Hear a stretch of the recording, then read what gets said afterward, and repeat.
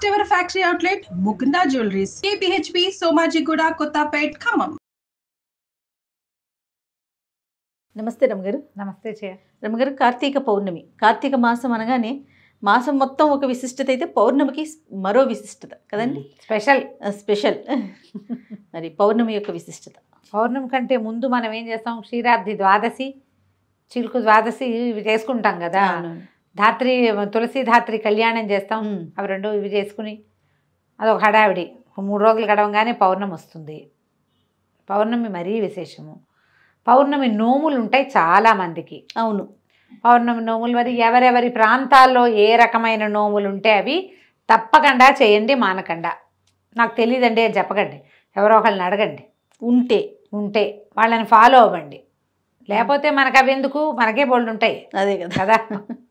కానీ మీ ఇళ్ళల్లో నోములు ఉంటే మీ ప్రాంతంలో ఏం చేస్తారో, దేశాచారాలు, గ్రామాచారాలు ఏ ఉన్నాయో అవి తప్పకుండా పాటించండి అమ్మా.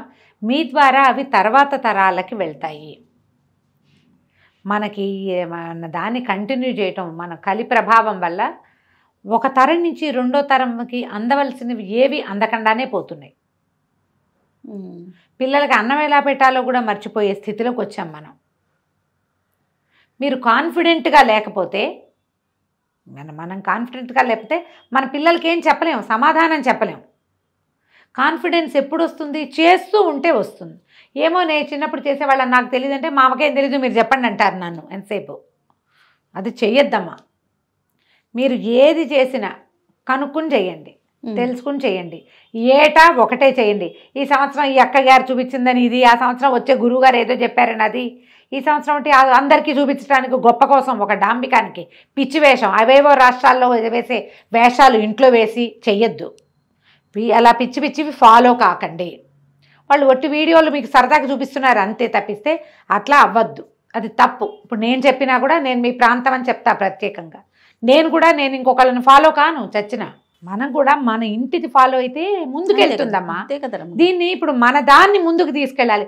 ఎవరో దాన్ని, వాళ్ళు ఎక్కడి నుంచో అంటించుకున్న దాన్ని, వాళ్ళు ఎక్కడో తెలుసుకున్న దాన్ని ఒక వేషానికి చూపిస్తే, వేషాలు ఫాలో అయితే ఎలాగమ్మా? నిజాలు కదా ఫాలో అవ్వాల్సింది. ఖచ్చితంగా తప్పు కదా అది. ఆ పనులు చేయకండి, గొప్ప కోసం చెయ్యొద్దు. పూజ ఎప్పుడు కూడా భక్తి, తత్పరత, దాని మీద మనకి నమ్మకం ఉండాలమ్మా. ఏదైనా ఒక పని చేస్తున్నాము నమ్మకంతో చేయండి. ఫ్యాన్సీగా వేషం కోసం నలుగురికి చూపించడానికి చేసేది ఏది కూడా ఫలించదు. ఎప్పుడైనా బెడిసి కొట్టేస్తాయి అవి. బెడిసి కొట్టే పనులు చెయ్యొద్దు. వాళ్ళు చూపించారని అందం, అలంకరణ కంటే భక్తి, శ్రద్ధ, తత్పరత చాలా ఇంపార్టెంట్. ఇది బ్యూటిఫికేషన్ కోసం కాదు. ఈ భక్తి మిమ్మల్ని భగవంతుని వైపుకి నడిపించడానికి, ఈ పర్వదినాలన్నీ మీరు అలంకారం చేసుకుని జనాలకు చూపించడానికి, కొత్త చీరలు కట్టుకోవటానికి కాదమ్మా. అది ఆలోచించండి అట్లా. ఈ ప్రదర్శన మనం పెళ్ళిళ్ళు, పేరెంటాలప్పుడు చేస్తూనే ఉన్నాం కదా. మనకి అవి ఉన్నాయి, దానికి ఇంకా ఉన్నాయి, బోల్డ్ ఉన్నాయి. పిల్లల పుట్టినరోజులు వస్తాయి, మీ పుట్టినరోజులు వస్తుంది, పెళ్లి రోజులు వస్తాయి కదా. పర్వదినాలలో పిచ్చి వేషాలు వేయకండి. బ్రీఫ్గా అదే మాట. మన ఇంట్లో, మన ప్రాంతంలో, మన చుట్టుపక్కల, లేదా మనకు ఒక ఆధ్యాత్మిక గురువో లేకపోతే దైవ సంబంధమైన ఆధ్యాత్మిక గురువులు అందరికీ ఉండకపోవచ్చు. పురోహితులు ప్రతి వాళ్ళకి ఉంటారుగా. ఏటా ఓ గురువు గారినే, ఒక అయ్యగారినే పిలుచుకుంటాం కదా. అంతే లేదు, అది కూడా లేదు. మన ఇంటి దగ్గర ఒక దేవాలయం ఉంది, మనం వారానికో 2 వారాలకో అక్కడికే వెళ్ళి అయ్యగారికి నమస్కారం పెట్టొస్తామా? ఆ అయ్యగారిని పెట్టుకోండి, ఆయన చెప్పిన ప్రకారం చేసుకోండి. వచ్చే ఏడాది మళ్ళీ మర్చిపోతామనుకుంటే ఇప్పుడు మనకు అవకాశం ఉంది, ఫోన్ తోటో పుస్తకంలోనో రికార్డ్ చేసి పెట్టుకోండి. వచ్చే ఏడాది మళ్ళీ ఏం చేయాలి అని అడగద్దు. మీరు కొత్తవి మొదలు పెడితే కుశంకలు ఎక్కువగా ఉంటాయి. మీరు ఏటా 365 ఒత్తులు వెలిగిస్తున్నారనుకోండి, నేను అక్కర్లేదమ్మా ఇంటికి ఒక దీపం అని చెప్తా. ఎక్కర్లా, మీరు చేసేది మీరు చేసుకోండి. కొత్తగా చేసేవాళ్ళు ఒకటే పెట్టుకుంటారు. పిల్లలతోటి కూడా వెలిగిపిస్తానండి నేను, లక్షణంగా వెలిగించుకోండి, మాకే అభ్యంతరము లేదు. మానేస్తే మీకు డౌట్ వస్తుంది, అమ్మో మానేసాం పిల్లాడు అందుకే పడ్డాడు, ఇలాంటి డౌట్లు వస్తాయి. డౌట్లలోకి వెళ్ళొద్దమ్మా. మనం ఏది చేసినా భగవంతుని వైపు మనం సజావైన ప్రయాణం, రుజుమార్గంలో వెళ్ళాలి, సరైన మార్గంలో వెళ్ళాలి. రుజుమార్గం అంటే చూడండి, పెద్ద దీపం ఉంది, దానికి పెద్ద అడ్డం కట్టేసాం, రేకు ఏం కనపట్ల, దానికి ఒక్క హోల్ పెట్టాం. అంత దీపకాంతి ఆ హోల్లో నుంచి వస్తుంది బయటికి. మీరు ఆ సన్నటి మార్గాన్ని పట్టుకున్న దేవుడి వైపు వెళ్తారు. అది సజావైన మార్గం కావాలి అంతే. ఈ సంవత్సరం ఈ వేషం, వచ్చే సంవత్సరం ఇంకో వేషం, వాళ్ళెవరినో ఇవాళ ఫాలో అయ్యి చెయ్యొద్దు. అది పద్ధతి కాదు. సాధారణంగా ఏం చేస్తారు? పగలు ఉపవాసం, రాత్రి భోజనం సాధారణ నియమం. మీరు నక్తాలు ఉంటే కార్తీక నక్తాలు ఉంటారు కదా, పగలు ఉపవాసం రాత్రి భోజనం, ఇది కూడా నక్తాల్లో కలిసిపోతుంది, పర్వాలేదు. ఈ పగలు ఏం తినచ్చు ఏం తినకూడదు, ఒకవేళ ఆకలికి ఉండలేని వాళ్ళు, ఇందులో మళ్ళీ గర్భవతులు కానీ చంటి పిల్లల తల్లు కానీ వయోవృద్ధులకు కానీ ఉపవాస నియమం లేదు. మీరు ఈజీగా దేవుడి దగ్గర నివేదన చేసుకుని అవి తినండి, అది కూడా ఉపవాసం కిందకే వస్తుంది, తప్పులేదు.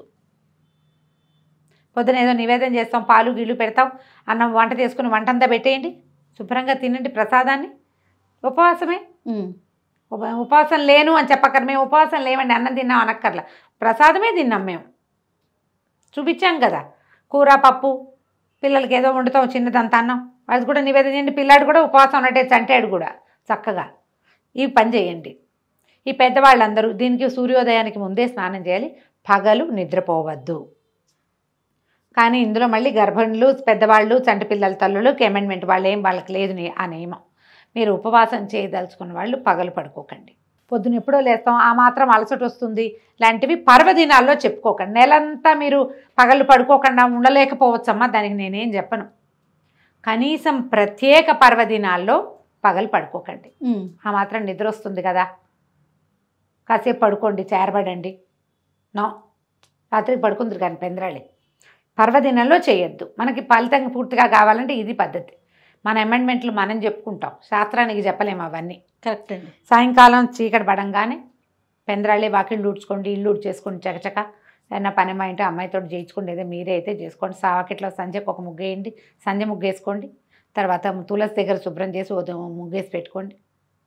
ఒక చెంబు నీళ్ళు పోసుకున్నాం, అంత శక్తి లేకపోతే చలి పెరిగిపోతుంది కాబట్టి కాళ్ళు చేతులు మొహం కడుక్కుని ఉదయం వేసుకున్న వస్త్రాలన్నీ మార్చేసుకోండి, అన్నీ మార్చుకోండి. తర్వాత దీపారాధన చేసుకోండి. దేవుడి దగ్గర ముందు తొలి ఒక దీపారాధన చేసి తులసమ్మ దగ్గర ఒక దీపం పెట్టాక అప్పుడు మీరు 365 ఒత్తుల్ని వెలిగించుకోండి. ఈ 365 ఒత్తులను కూడా ఉదయం స్నానం తర్వాత మీరు ఏదైనా ఆవు నేతిలో తడిపి ఉంచితే ఒత్తులు బాగా సులువుగా వెలుగుతాయి, పూర్తిగా ఆహుతవుతాయి. ఒత్తి పైన ఇట్లా మండి కింద భాగం ఉండటం కంటే మొత్తం ఆహుతయితే శ్రేష్టము. దీపారాధన మొత్తం ఆహుతయితే మంచిది. అవకాశం ఉండి ఒకవేళ అవ్వలేదనుకోండి, ఒక చిటికెడు కర్పూరం వెలిగిస్తే మీకు సులువుగా వెలుగుతుంది. 365 ఒత్తులు వెలిగించండి. సంవత్సరంలో స్త్రీలకి పూర్తిగా అవకాశం ఉండదు. 365 రోజులు దీపారాధన అవకాశం ఆడవాళ్ళకి అవకాశం ఉండదు. మగవారు వేరే వేరే ప్రాంతాలకు వెళుతూ ఉంటారు, ప్రయాణాల్లో ఉంటారు, ఉద్యోగ వ్యాపార నిమిత్తంగా కుదరకపోవచ్చు, లేదా ఆసక్తో అనాసక్తో ఏదైనా కుదరని పరిస్థితిలో ఏదైనా కావచ్చు, వారికి అవకాశం లేదు. వాళ్ళకి కూడా ఈ ఒత్తులు వెలిగిస్తే సరిపోతుంది. భార్యకు ఒకటి భర్తకు ఒకటి పెట్టవలసిన అవసరం సాధారణంగా లేదు. మీకు అలాంటి ఆస్తి ఉంటే పెట్టుకోండి. సంటి వెంటి పిల్లలు ఉంటే వాళ్ళకు కూడా అని పెట్టకండి అమ్మ. ఇంటికి ఒక దీపం చాలు. మీకు అలవాటు ఉండి మేము ఇదే చేస్తామంటే మీ ఇష్టం, మిమ్మల్ని వద్దని చెప్పట్లేదు. కొత్తగా చేసేవాళ్ళైతే అవి పెట్టుకోకండి. ఒక ఇంటికి ఒక దీపారాధన సరిపోతుంది. ఈ 365 ఒత్తులు వెలిగించండి. ఏమైనా పళ్ళు పాలు నివేదన చేయండి. వంట చేసేసుకోగలిగి ఉండి 2 వాళ్ళు సహాయం చేస్తే ఏదైనా అన్న నివేదన కూడా చేయండి. నేనైతే సాయంకాలం 4 గంటలకల్లా వంట మొదలు పెట్టేసి 6:30కి వంట ముగించేసుకుంటాను జయ. వంట ముగించుకుని దీపం పెట్టుకుంటా ఒకేసారి. అప్పుడు నాకు నివేదనకి అవకాశం ఉంటుంది. అన్నం నివేదించి భోజనం చేయాలని భావిస్తాను. నా మటుకు అదే మీకు అవకాశం ఉంటే అలా చేయండి, లేదా పళ్ళు పాలు నివేదన చేయండి, వంట చేసుకోండి. ఇదే చేయాలన్న నియమం లేదమ్మా. మీ అవకాశాన్ని బట్టి చక్కగా చేసుకోవచ్చు. మగవాళ్ళు ఉండి వాళ్ళు కూడా దీపం వెలిగించడానికి ఉత్సుకత చూపిస్తే మహాద్భుతమైన సంగతి, వాళ్ళతోటి వెలిగింపించండి. ఆ ఒత్తులు మీరు వెలిగించకపోయినా తప్పులేదు, వాళ్ళు వెలిగిస్తే మీరంతా ఏర్పాటు చేసి పెట్టారు కదా, సరిపోతుంది. ఏర్పాటు మీరు చేసి దీపం వాళ్ళు వెలిగించడం మహత్తరంగా ఉంటుంది. చాలామంది అడుగుతారు, మగవాళ్ళే దీపం పెట్టాలా, మగవాళ్ళే పూజ చేయాలా, ఆడవాళ్ళు చేయకూడదా, ఆడవాళ్ళు మగవాళ్ళు చేయాలి, చేస్తేనే ఫలితం లభిస్తుంది కదా. మన అవకాశం అమ్మా. ఈ కాలం ఏం కాలం. నేను ఈజీ మెథడ్ ఎప్పుడు చెప్పే ఈజీ మెథడే చెప్తా. దీపారాధన సిద్ధం చేసి పెట్టండి. ఆ మొగాయన వెళ్ళే ముందు స్నానం చేసిన తర్వాత ఒట్టిగా దీపం అంటించు, నేను వెలిగించి నేను రెడీ చేసి పెట్టానని వెలిగింపించండి. మీకు వాళ్ళు చేస్తేనే బాగుంటుందన్న నమ్మకం ఉంటే చెయ్యనివ్వటమే చాలా పెద్ద విశేషం అనుకుంటా జయ నేనైతే. కొంతమంది చేయనివ్వరు కూడా, ఆ దీపాలు కూడా పెట్టనివ్వరు. అవన్నీ ఎందుకంటారు? అది కాకుండా నేను ఏదో చేయనిస్తున్నాడు కదా, ఒక ఏర్పాటు చేయండి దీపం, దాంట్లో వెలిగించడానికి చక్కగా దీపం పెట్టేస్తే వెలిగిస్తారు. ఈ 365 ఒత్తులు కూడా ఒకవేళ వాళ్ళు వచ్చి ఒప్పుకుంటే వెలిగించు, నువ్వు కూడా మంచిది పెద్దవాళ్ళు చెప్తున్నారంటే మంచిదే, వాళ్ళు కూడా వెలిగిస్తే వెలిగించుకోండి. ఇంట్లో ఉన్న పిల్లలకి అందరికీ ఆ వెలుగుతున్న జ్యోతికి నమస్కారం చేయించండి, దండం పెట్టుకోండి. తులసి చెట్టు దగ్గర అక్కడ వెలిగిస్తే తులసికి వేడి సెగకి పెద్ద మంట వస్తుంది, జ్వాల. అంత జ్వాల వచ్చేటప్పుడు తులసి అది పాడవుతుందమ్మా, కొంచెం శ్రద్ధ వహించండి. కొంతమంది వాకిట్లోనూ పెరట్లో తులసి ఉంటే చక్కగా తులసి దగ్గరే పెట్టుకునే వాళ్ళు కూడా ఉంటారు. కొంచెం అసంట దూరంగా పెట్టి వెలిగించండి. ఒక ముగ్గేసి చక్కగా ముగ్గులో ఒక పళ్ళెం పెట్టి దాంట్లో ఒక దీపారాధన కుందో లేదా మన మట్టి ప్రమిదలు ఉంటే మూకుడు ఉంటుంది, దాంట్లో పెట్టో చక్కగా వెలిగించండి. ఇలాంటి జ్యోతిలో భగవద్ దర్శనం చేయటం తెలుసుకోండి. దీనికి ఎన్ని పువ్వులు పెట్టావు, నువ్వు బంతి పూలు పెట్టావా, చామంతి పూలు పెట్టావు, ఏమీ లేదమ్మా. శ్రద్ధ, ఆస్థ ఆ రెండూ కావాలి. వాటితోటి చక్కగా కార్తీక పౌర్ణమి వ్రతాన్ని పూర్తి చేసుకోండి. ఒకవేళ పౌర్ణమి నోములు ఉంటే నోములు చేసుకోండి. కుదిరితే పగటి వేళలోనే దేవాలయ దర్శనం చేయడానికి అవకాశం ఉంటే తీసుకోండి.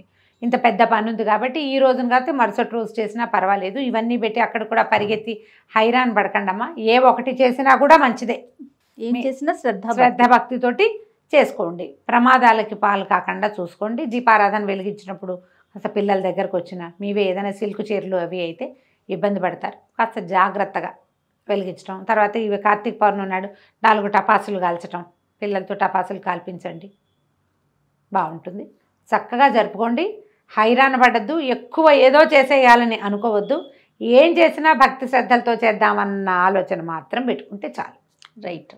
నమస్తే. నమస్తే జయ.